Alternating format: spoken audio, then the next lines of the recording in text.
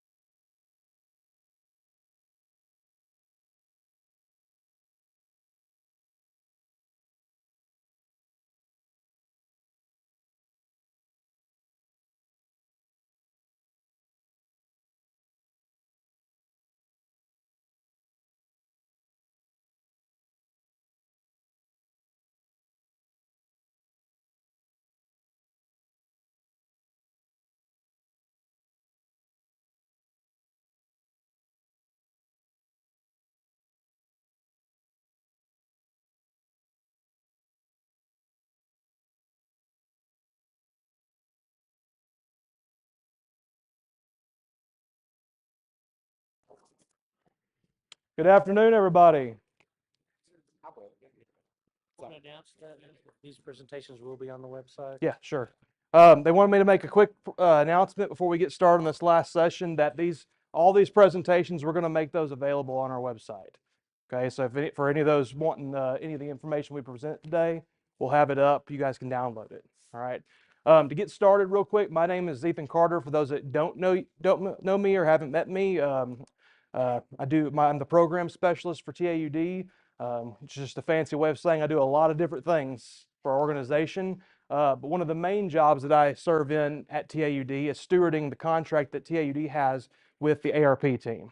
Okay, so the guys that work with SWIG, ARP, all those different functions, we steward that project with them. We help develop this scorecard that we're going to talk about today. And some of the questions that you guys may have about your ARP projects, we've actually got a source material expert here today.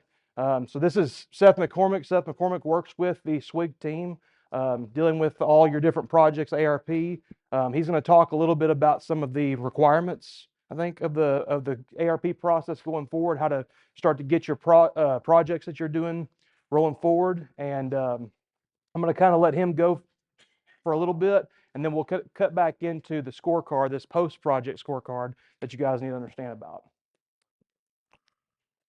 Make sure. Hey, thank you, Ethan. Like Ethan said, my name is Seth McCormick. I'm with our State Water Infrastructure Grants program that's housed under the State Revolving Fund. Ms. Vina Jones, my manager of the group, she'll be here on Friday talking about some of the funding options and the SRF program has, and some of the American Rescue Plan milestones. So stay tuned for that. If you have questions about some of the things that David Money was going over for Lead and Copper, we have a lot of funding, and she's going to go over that on Friday. So where are we talking about this today? It's pretty simple. This is an American Rescue Plan post-project scorecard. A lot of individuals across the state have received this funding. So Ethan and I thought it'd be a good idea to kind of bring everyone together because there are people closing out their projects and just talk about the scorecard. And so let's talk about it. So the agenda is pretty straightforward. I'll give you guys a little background. It's been about 2 years since we went over the scorecard in a lot of training sessions. We'll talk about the American Rescue Plan requirements for any individuals in the room with that funding. There are some requirements to close out your projects for the post project. We'll talk about any overview and changes that we made to the scorecard on the right here. And then we'll close with the submission process that Ethan will go over. So let's go a little bit of background. So the Tennessee Association of Utility Districts has been a partner with the TDEC SRF program for a very long time. They have a technical assistance contract with us. And many years they have formed this thing called the Infrastructure Scorecard.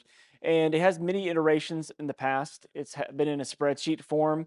But when we got the $1.3 billion investment in 2021, we needed to reevaluate that structure and see if we could have a tool to assess systems when we're providing this funding as a means to evaluate their financial capacity, managerial, and technical capacity in a database.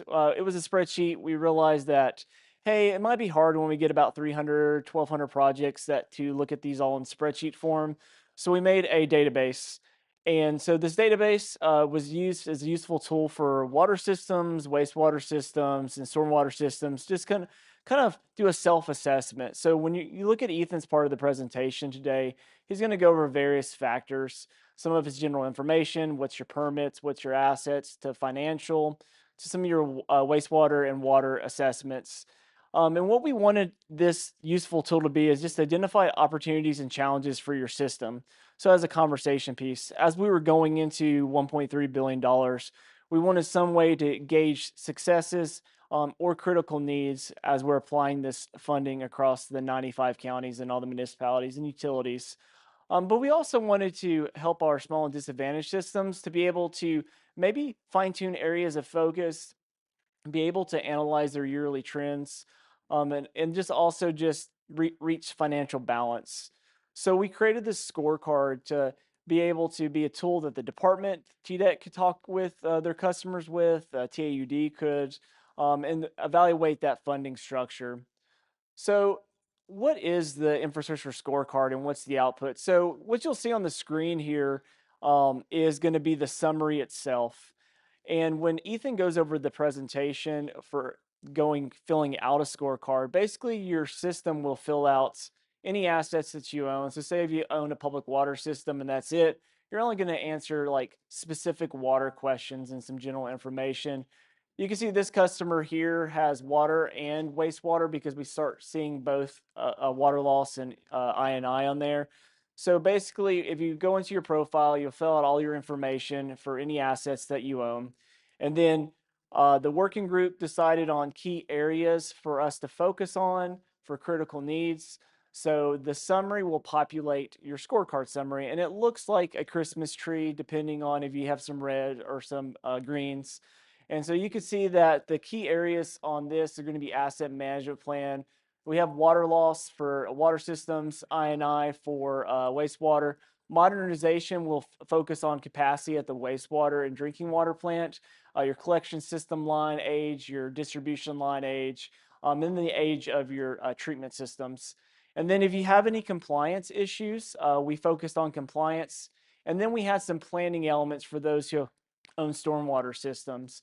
So as you go through Ethan's part of the presentation, just visualize you're entering all of the data that's being asked for. And then if you completed all the modules, you push summary and it'll give you this. So every system in the state that received American Rescue Plan dollars was requested to submit a pre-project scorecard evaluation. So basically, everyone that received money filled in the module, pushed that print summary, and was able to get their greens and reds. And as part of our grant manual requirements and our contract requirements, we assess that critical needs matrix. So one way we evaluated with the review team was everyone who submitted projects to us who had critical needs, especially in compliance foremost, would have to propose projects that help them fix and address some of those critical needs in red areas on the scorecard. So you can see, for instance, on this example, if someone was proposing a wastewater project, one would hope, unless they have a lot of money otherwise, like these people might have SRF grants, they might have ECD grants, so they might be trying to take care of that 69%. But we were hoping that as people were proposing projects, this would lead them to those projects based on the critical needs matrix. So individuals would propose, they got an earmark of money for the non-competitive. So say if they had $1.5 million, they could propose as many projects as they wanted to, but they had to address at least 2 out of the 3 critical needs or follow the critical needs matrix. So what's important on today's conversation is American Rescue Plan has been going on since like April of 2022. And so we have some systems in the state are starting to ask us, hey, we're closing out our project. We would like to do another scorecard assessment. So anyone in this room that has American Rescue Plan non-competitive dollars, you will have this section in your contract, which is basically A7. If you go to the front of our contract, it shows you the cover page of how much money you have. And then the second page starts talking about the scope of work and deliverables that you may have. And I kind of narrowed it down to A7. So A7 basically in a nutshell says you have to submit another scorecard after your project's been completed. And so as part of that scorecard, you have to have 3 years of audited financial statements. In essence, by doing the scorecard that Ethan's about to go over, you're going to be able to hit that requirement no problem because the scorecard is asking for that information to begin with. So that's one thing out of the way.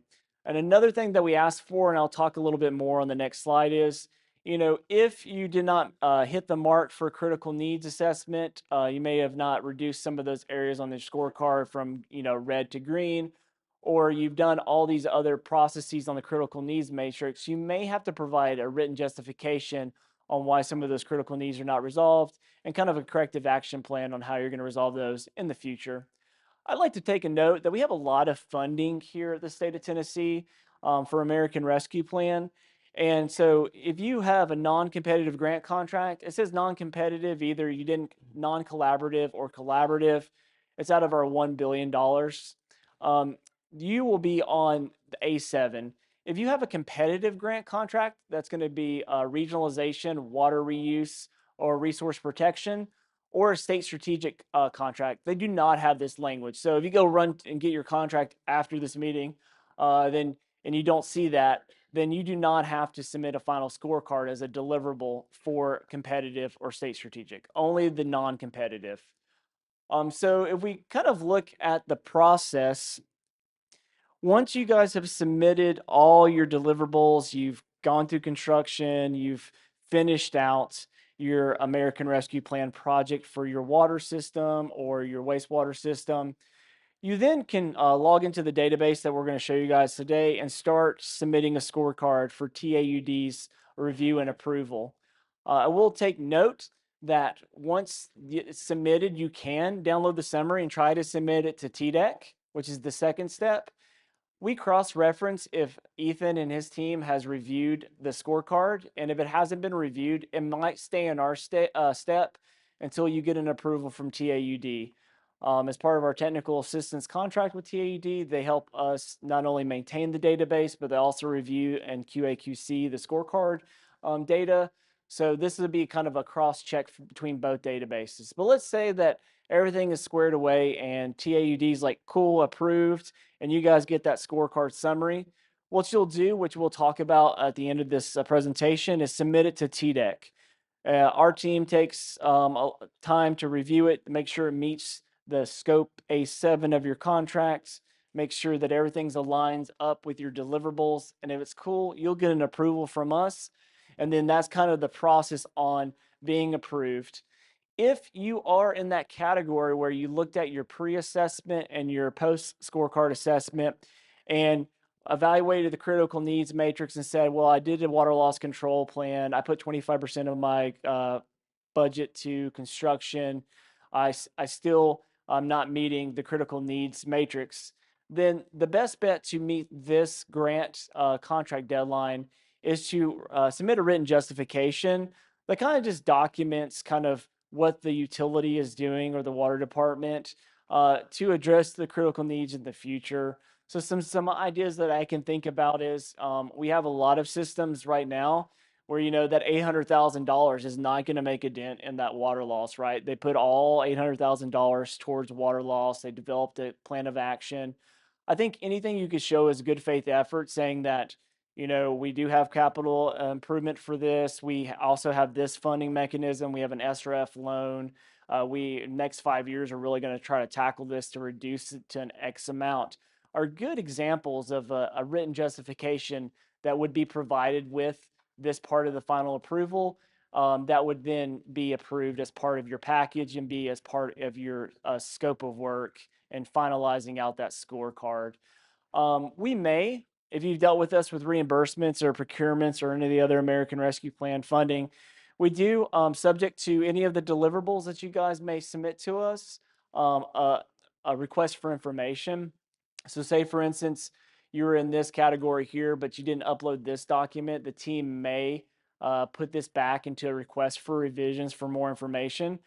I let everyone know if you guys run into any problems with your deliverables, whether it be the scorecard or plans and specifications, you can always tag me in. And I like to try to escalate for our communities on trying to get those resolved very quickly because, that kind of restarts the clock. And so it's kind of sits there. And sometimes notifications sit in our inboxes or we don't get the notification. So you may not know. So if you feel like things are not moving quickly, you can always just tag me in and then I'll escalate up to our resources. I think the biggest takeaway that everyone should know in this room, which I hear the most about deliverables, depending on where you're at with your American Rescue Plan milestones, especially if you've gone to construction and you're finishing up, as you're finishing up, you're submitting reimbursements that have multiple invoices. The team is tracking percentages based on completion. And those are all solely tied to what you have submitted as your deliverables. So you'll see in our grant implementation guide and our manuals like an 80 to 90% threshold. Most people in this stage are going to be at this 90% threshold. So the maximum allowable reimbursement that our team will allow is up to 90% of your individual project budget until all required deliverables are received and approved by TDEC. And the final scorecard deliverable that Ethan and I are going over is actually one of those required deliverables. We've had a couple of customers, this would be the last part of their final reimbursement. And so if you see or hear that your reimbursements are being at a threshold, that's because that is in our implementation, that's part of the contract. And so you may want to double check all the deliverables on our checklist to see why you are withheld 10%. But luckily, Ethan and I, over the summertime with our working group, have gotten this database updated so you can start submitting your scorecard now. We had a couple systems that met that threshold, and we were finishing this up to publish it before they could get full reimbursement. So what we have done over the summertime is really evaluate the pre-project scorecard assessment. We made sure that any lessons learned, as Ethan reviewed all the scorecard for pre-projects, we kind of met with him to say, hey, did we have any lessons learned? We really want to keep this apples to apples. And luckily through the working group efforts and just kind of listening, we didn't really make any changes to the post scorecard assessment. We removed one question and then like updated some questions for clarity.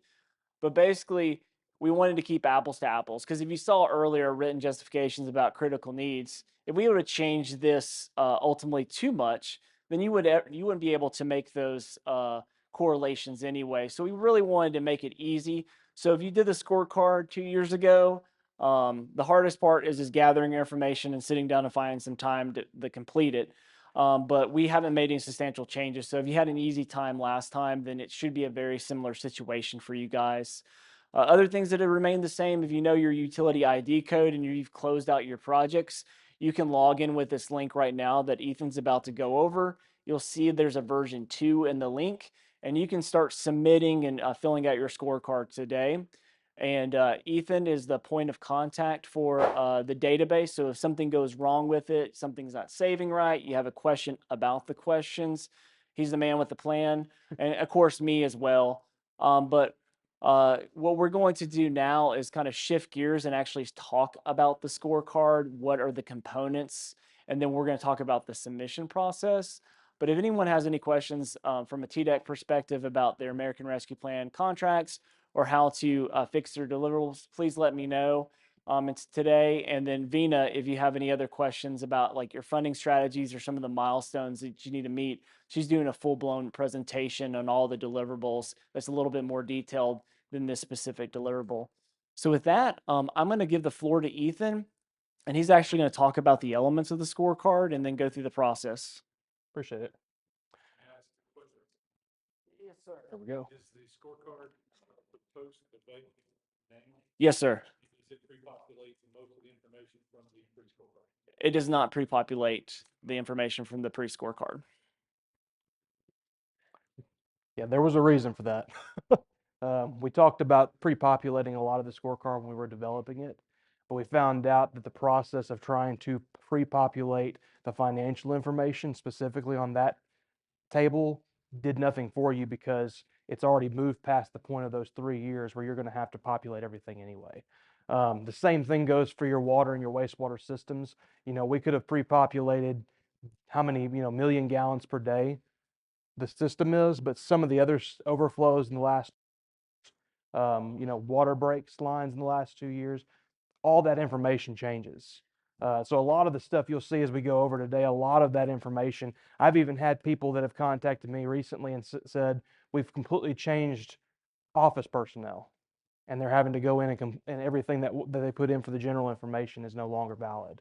So overall for the state, we decided to just keep it simple and throw it back in there. A lot of this information will be very easy for you to fill out as you go through. So just kind of going over it a little bit, you'll notice now we've got this version V2 at the top. That's indicating that we've changed that scorecard. So when you log in, you're going to use that same utility ID code that you used in the pre-project scorecard. And if you don't have that ID code, reach out to me. I have all of them for everybody in the state. One thing I will preface, it is not your PWS ID number. Okay, I've had many people call me saying I'm trying to use my PWS ID number, my permit number to get logged in. It's not letting me in.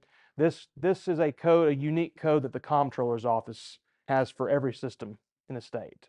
Okay, so you'll use that code to log in. Once you log in, you'll have this option now. Okay, so what you do have the ability here to do, while we didn't pre-populate the scorecard, you can use your existing data, and anything that you want to copy and paste over should work that way. So hopefully that'll alleviate some of the work there.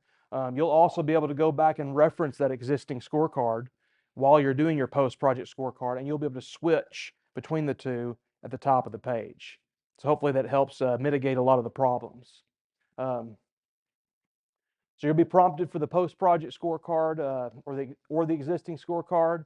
You can alternate between those two when you're doing data submission. So this is what the scorecard looks like, and we're going through this because it's like Seth mentioned, it's been a couple of years since we've done this. A lot of you may have forgotten this process. And during the original pre-project scorecard process, there was a lot of consistent issues that we had whenever we were reviewing the scorecards. A lot of that I'm going to go over today just to add clarity for everybody on the scorecard. So You'll enter the scorecard, you'll have your list of information, you'll have the check boxes, the status there. You'll be able to switch right there at the top between the existing scorecard and your post scorecard. It interchanges seamlessly. Just make sure if you do start on a page that you hit the save button before you hit that switch button. If you do not save it, it will not populate that information when you come back to it. Okay, just a tidbit of advice there. You'll have the same status boxes with the check boxes. That's letting you know that you filled out every bit of information. Every bit of information has to be filled out before you move forward. Yes. Do you have a question? Okay. All right. So everything has to be filled out before it'll even give you a summary. All right. So you'll go through, fill that out. Again, you'll be able to switch between the two. Now we're going to look at each individual page of that and talk a little bit about some of the common issues that you may run into. Okay. So like Seth mentioned, everything's the same. The general information the same. This is a example that we popped up that one of our personnel helped us fill out. You'll have to add all this information in. The number of connections is something that we did make a change to. So we ran into issues where we had before total connections, you had water and sewer, and that's really where the focus area was a problem. If you're a utility system that only has water, this doesn't really apply to you. But those systems that have water and sewer, they were taking the sum, the total of both their water and sewer connections, and adding that to total connections. Okay, but what the state was really looking for was they were asking how many connections, as in how many homes or how many commercial areas were tapped in. Okay, so typically if you have a water connection, or if you have a sewer connection rather, you have a water connection. There are a few examples that don't fall in line with that, with certain services that offer just sewer only, but a lot of the time that was the case. So just to keep that simple, we took those two out, and now we just have total connections there. All right. Okay. So we've gone through that. Here on the bottom, you have the same information in the general tab. On the notes section, that's where you're going to put if you do have any adverse audit findings when you go through, because it asks if you do. We just say that to put that in there and then add the page number from that audit where your adverse audit findings can be found for the state to be able to look that up. That was one of the things that they didn't detail very well early on, or we didn't in the instructions, but we were adding that after the fact. Okay. All right. And this was another issue. A lot of systems I found as we were going through and reviewing the scorecards were putting no to adverse audit findings, but then when we went in and looked at the audits for these systems, we did in fact find something at the back of the audit. Okay, so when you're going through and looking at this information at the very tail end of your audit, or toward the back end of your audit, you'll find a page where your auditor has added in any kind of adverse findings. Okay, it may be just general personnel problems, but you do need to indicate that on the scorecard. Okay, this is an example of the finding page. So when you look through your audit, they all look a little bit different, but this is generally what they're going to detail. It's going to tell you what kind of adverse findings there were, and you can just put a statement in the comment section of the general tab that indicates the page number where those that can be found. You don't have to list every single one of them. Okay, there's no need to do that. All right, going through the financial tab. Seth mentioned you got to have 3 years of pre-populated data. Okay, now this is kind of a hard thing sometimes because depending on your utility, you may have a different end year for your fiscal year. All right, so that's why we decided to keep the audited and unaudited tab. If you're in the current year and say like right now you went back and filled out your scorecard, and you didn't have the information for this year because it doesn't end till December 31st. Okay, you can hit that unaudited button and add the information in that you do have. All right, they will take that. That's acceptable. They're largely unchanged on this page. All data can be found in the fiscal audit. Okay. You should select audit if you do have the information that has been audited. And if it is unaudited, use that internal data prior to returning of their official audit. Okay. Now, when we got down to the bottom here, this section was something that I ran into a lot of issues with when I was discussing this with utility personnel. A a lot of people would see the word depreciation and they would think under the current reserve section that that depreciation was the same as their expense, their depreciation expense in their audit. These are two different numbers, okay? So I wanted to kind of go through a little bit of this just to give you guys the information when you're filling this post-project scorecard out. It can kind of help us mitigate some of the issues of us having to extend the amount of time it takes to review your scorecard, all right? So when we're looking at the reserve section, reserves are typically accounts where cash is kept, okay? So I like to explain this in layman's terms to people that think of it as, an account that you're keeping your cash in. For debt service and repair and replacement or depreciation accounts, those are what we call restricted accounts, all right? Most utilities don't have their accounts restricted, all right? There's very few utilities that have actually set it up where they have those accounts set as a restricted cash account. And that is because if you restrict that cash account, you can't use it, the money that's in that account, for anything other than what you've designated it as. All right. So if you don't have that type of cash account, then you will put a 0 in your repair and replacement or your depreciation account. And the same thing would go for debt service. Typically, a lot of people are going to have this unrestricted cash reserves. Okay. So that's where most utilities are going to have their cash. They're not going to tie it up to one specific thing. That's not everybody. That's just saying for the most part, that's how it works. This was something that I would constantly find people putting for their debt service. They may put their long-term debt information under the current reserves, and that's incorrect. Okay, so we wanted to give you that explanation. So as you're going through that scorecard, you kind of can identify these areas. All right. For long-term debt, it's defined as debt with a maturity of longer than 12 months, and this particular information can be found under the debt and liability section in the footnotes of your audit. Okay, so this became something that a lot of people had trouble finding as well. That's where you can find that in that footnote section of your audit. You'll find that long-term debt, and usually it's in a table, a nice table that breaks it out and shows you how many years of debt you have.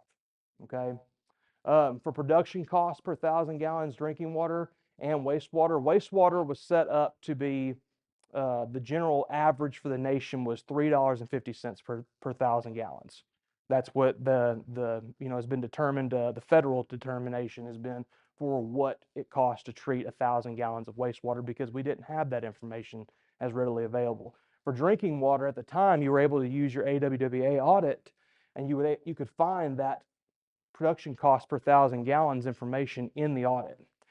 Well, shortly after we started the scorecard process, the comptroller removed the requirement for that audit information or that AWWA audit to be added into your fiscal audit. Okay, so now we don't have that information anymore.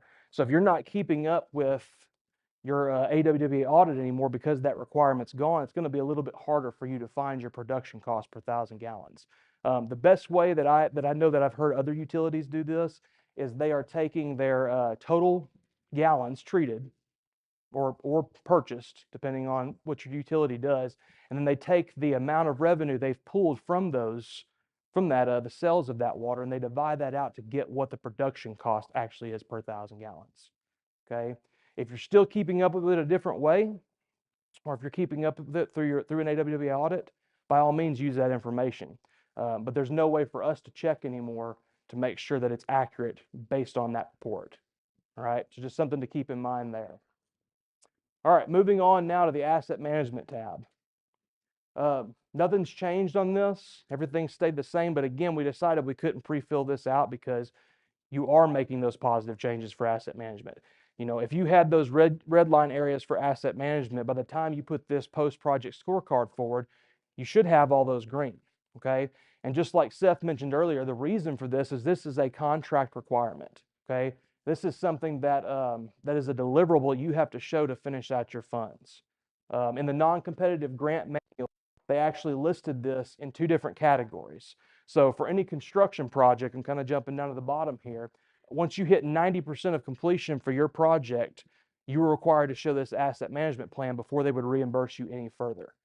For all the other project types, when you hit 80%, that's the point where you have to show this asset management plan, okay? So until you're able to show this, they're not going to reimburse any more of your funds. All right. So it's important to, if you haven't already started this, I've been trying to preach this a little bit here recently, because I know a lot of systems that I talked to on the phone whenever we were going through this pre-project scorecard, they would say, oh, we'll just kind of wait. We've got more important projects, right? We've got lines that have been leaking for 20 years. We've got to get that fixed. We'll kind of push this off to the end. But if you wait too long, the state, when you put that asset management plan forward, could reject that asset management plan, and that's going to halt you up even further. We don't want that to happen with you guys, okay? So make sure you're getting that all those details ironed out. All right. Now for the water assessment, a lot of this information your operator, your water operator, will be able to help you fill out. But just some quick notes on certain things that I got calls on. One of those is the enforcement targeting tool score. This is not something we at TAUD have, okay? For you to get that enforcement targeting tool score, you're going to have to contact your local field office inspector. All right, they're going to be able to give you that number, and that number is essentially like points against the driver's license. All right, if you have a 0, you have no violations. You get up to where you have a 14, you're in trouble. Okay, so that's what the way you'll be able to get that information. All right. Now, water loss is something that has changed quite a bit.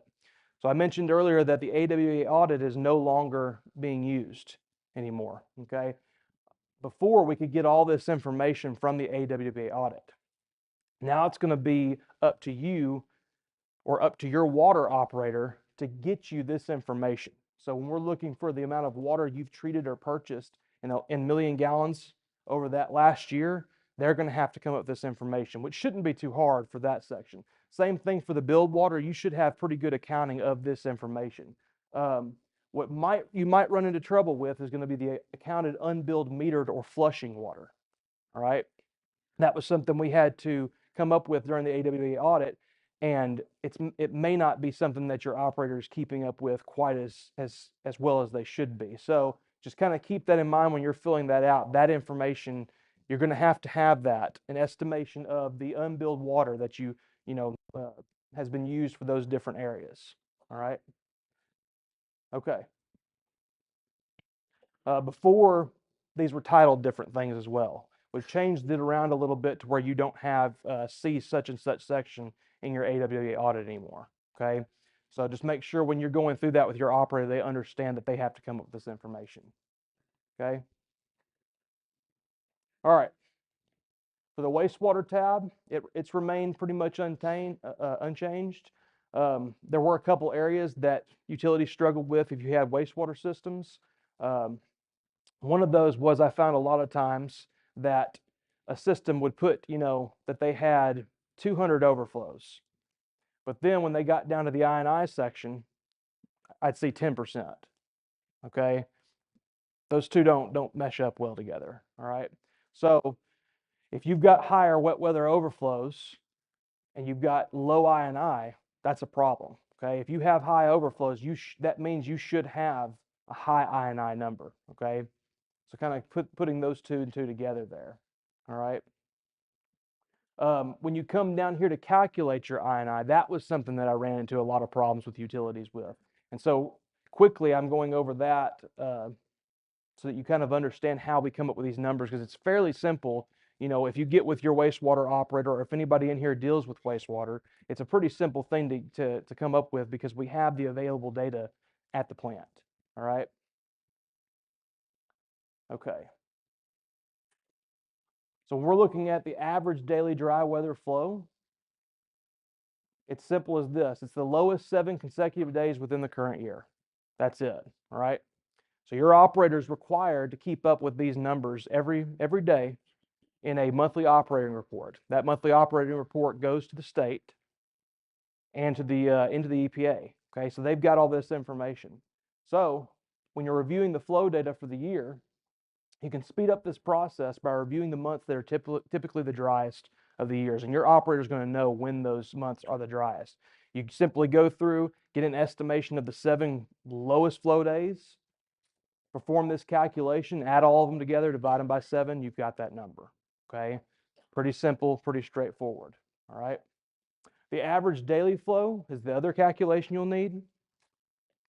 You can find this number using this calculation. This is just taking the total flows for the entire year, which will be at the bottom of every month's MOR, and dividing that by 365 days.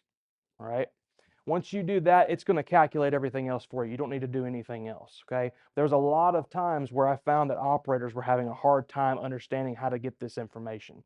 They were putting numbers in that didn't make sense in comparison to the other information they had in their reports. Okay. So some of those things to keep in mind.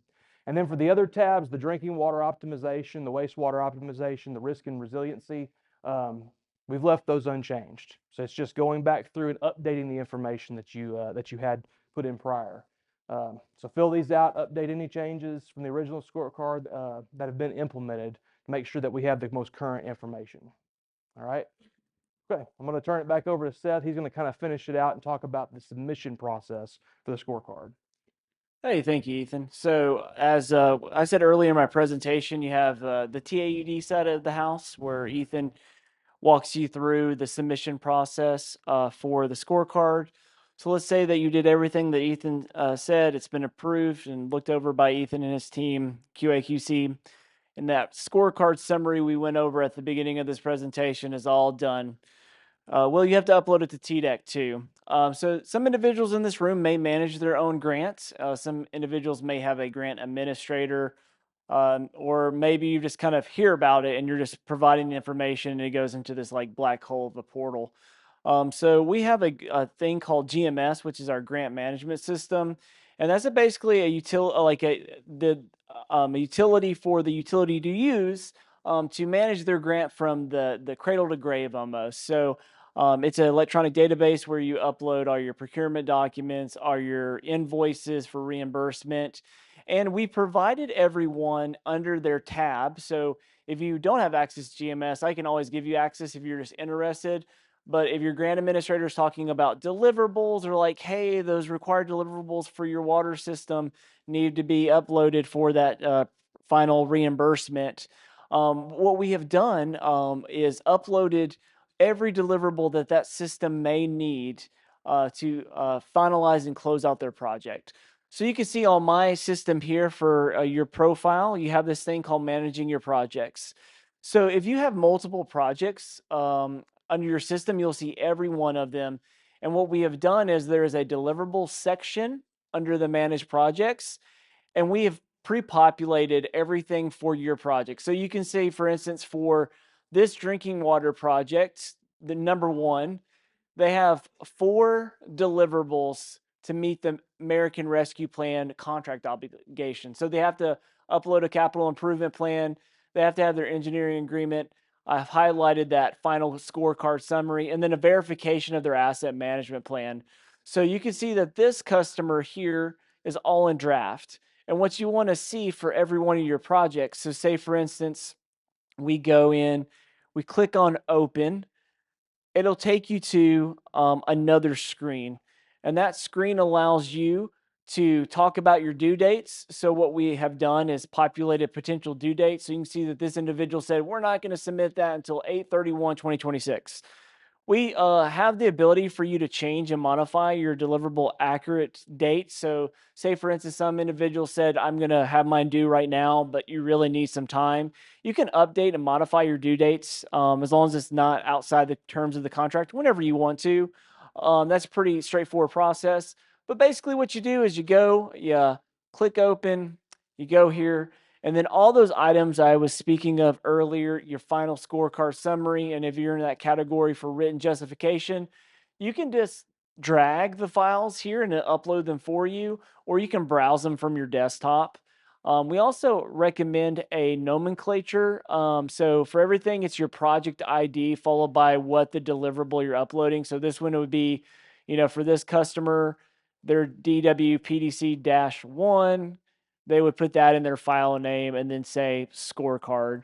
And then all you have to do is hit submit. And what happens when you hit submit is that gets a notification to the review team. They will then put it in their queue to review. And then either A, you get an approval message, so this draft goes to approved and you're done with that, or you might get a request for revisions. What I really like about our system, let's say you've been doing this for the last 2 years, on anything you've submitted to us, those files are hyperlinked. So let's say, in the olden days, if you had grant manuals and grant contracts, you might have had a filing cabinet with everything printed out. And if you have lost something in the office or just figured out, this is a nice portal. So if you were working with your grant administrator and you're like, hey, I had a reimbursement or I had a procurement, or hey, the auditor's asking for this file, but I don't seem to have it. Check the grant management system because it should have everything that you uploaded through the terms of our contract. So once we get this, the team will send you an approval. And then basically what you're looking for on your profile is every project that you're an owner of, just making sure you have approved deliverables. If we pre-populated this and you could, some people have argued with us and said, hey, I don't think I fit into that category. I don't think I owe you that deliverable. The team will look at it, and we accidentally uploaded it, or your project has changed and it no longer meets those requirements, we can remove these from your profile as well. So it's a good idea to check these to make sure that you have everything you need to close out your contract. And then that's pretty much it. So once you submit that deliverable, if you did have a reimbursement that was held up just for this one and it gets approved, the review team rock and rolls and pushes that out pretty quickly. Or you can submit a reimbursement with the final 10% of your into that category, and they'll process it. They have an internal checklist, and it says, is the individual at 90%? Yes. Do they have all their deliverables? Yes. Then they can proceed with the rest of your funding.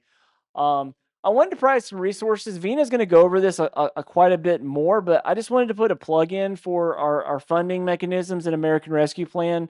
If you are an individual, just is working with us for all this, we have a staging area on our website for environment. It's on the homepage that has everything under the sun you can think of. We have every engagement opportunity, every recorded PowerPoint that TAUD is putting on their website. We have all our PowerPoints on our website.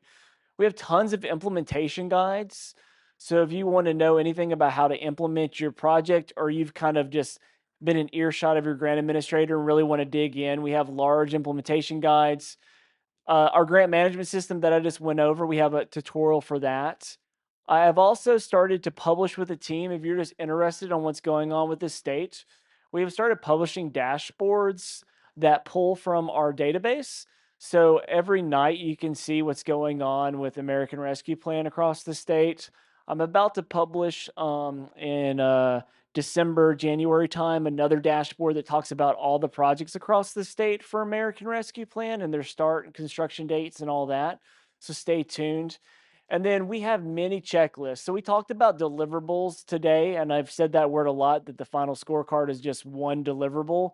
But we have tons of deliverables, as you saw in everyone's profile. So if you want to know what kind of deliverables you may be faced with, questions about, check our checklist.